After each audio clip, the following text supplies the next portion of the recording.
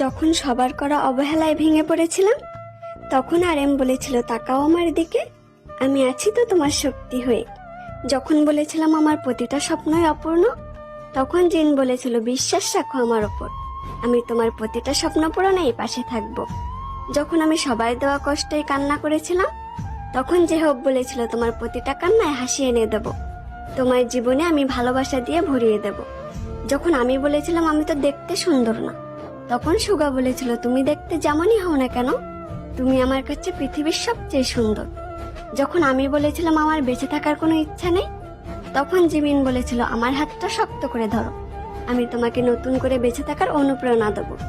যখন আমি বলেছিলাম আমাকে দিয়ে কিছুই হবে না, তখন ভি বলেছিল তুমি পারবে, তোমার ওপর পুরো বিশ্বাস আছে আমার। যখন আমি বলেছিলাম আমাকে কেউ ভালোবাসে না, তখন জাংকুক বলেছিল দেখো তোমার নাম আমার হাতে লেখা, এটাও কি ভালো